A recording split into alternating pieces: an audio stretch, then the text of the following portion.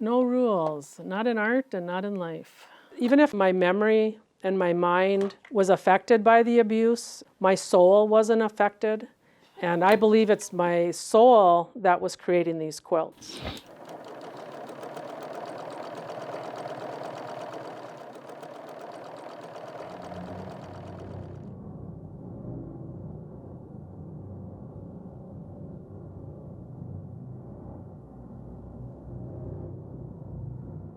The story was that one of my nieces said that Grandpa touched her.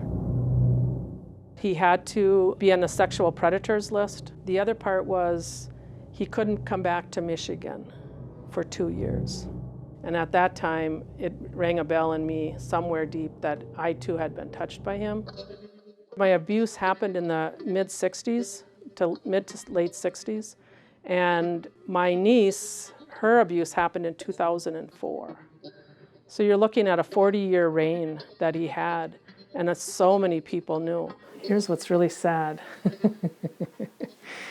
It's my father with my 3 daughters. I have no memories of him actually abusing me, but I have a memory of being very young and showing my mother my private parts, and there was trauma to them. The personality that I had then, I think it was greatly formed by the abuse, by the denial that I had to carry, and then by the religion that I was raised in. It's the First Apostolic Church. The main concept of the church is the forgiveness of sins. So what it really kind of means, when it's a sin, would be anything that's wrong. What that really amounts to, if you try to apply it into reality and to your experience, is they would forgive my father's behaviors. And it's to forgive and forget, and you have to let it go. And you don't bring it up, because if you bring it up, it becomes your sin. They really take away the individuality because they want us all to be the same, where there's, no TV, no makeup, no hair coloring, no fingernail polish, no loud music. So it really starts to carve away at what can you do. We're approaching our house. This is a small little neighborhood in St. Mary's location in Hancock, Michigan. And there's my childhood house. I'll even put the window down. So there was 14 of us. I'm the second oldest. Carl is, I don't know how far down he is, but a few down from me. And Carl and I are the only ones that are no longer in the family due to our, talking about the abuse, if you will. We were quite opposites growing up. He was what would you call yourself, Carl? I was angry, belligerent, and in a lot of pain. The very first pain that I had, that I didn't know until many years later, was that I was molested as a child. The hardest part was trying to find the 4-year-old that I didn't know was missing. And that's... And that's where the pain came from. But I didn't know it. So I was molested at 4, and I was molested again at 6, 8, and it went on for many, many years with one particular abuser from, I believe 8, from a prepubescent time until I was into 11th grade. And it was so backwards, and that's how I learned what I believe was love.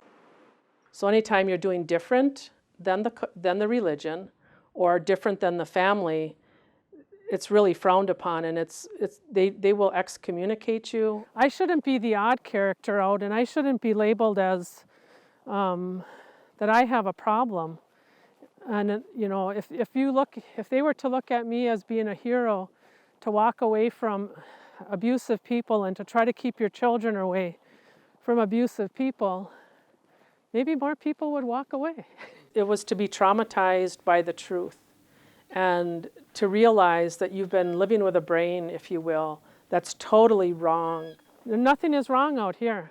Everything is right. If I wasn't crying, I was walking. I'm going to go find myself. I don't know who I am or even that I'm missing. But let's go build me at 46. And the thing is, there was times like when I was walking and you're all stressed out, and there's a little beaver. He was just kicked back, floating along with the current, And I'm like, that's what you need to do in life. You don't need to be all stressed out. Just hop on whatever it is and you'll be carried down the river. It was a mental breakdown, but it was a breakdown into awareness and out of denial. And the only place I did feel normal was going down to do quilts. No rules, not in art and not in life.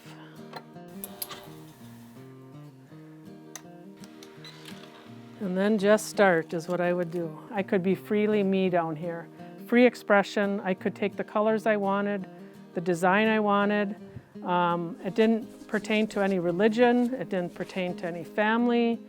I was slowly building up a new me. And in my quilts, you will see the new me and herself being born. And this is what it feels like to carry the stigma of being abused or being called mental or whatever that is. And this is where you would like to get them to go to. She's without religion. She's without politics. She's without labels, expectations of anybody. This is way awesome to have a free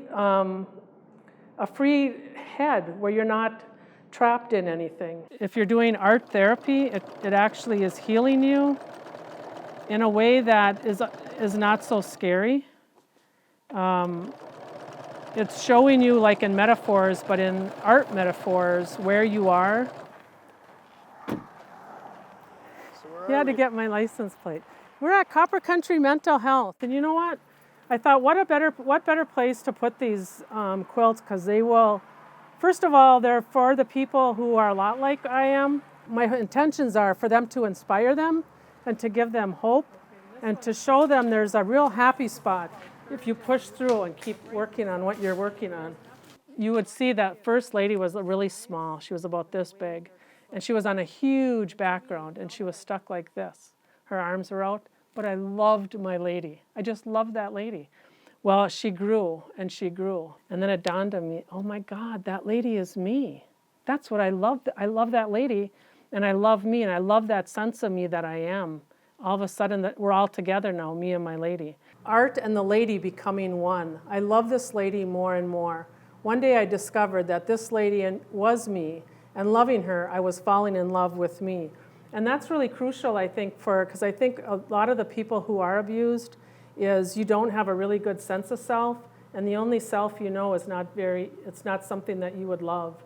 But I think if you fearlessly accept the darkness, you will get to the point that you can accept the uniqueness of who you are. So what did I write? I love me. There is hope that you can build a new life, but you take very little of your old life with you. I think what you'll take are your soul, the things that were your passion, that part of you that was untouched by it. That's what you'll take forward. You go through the same process. And we say goodbye and walk back up. And it goes dark.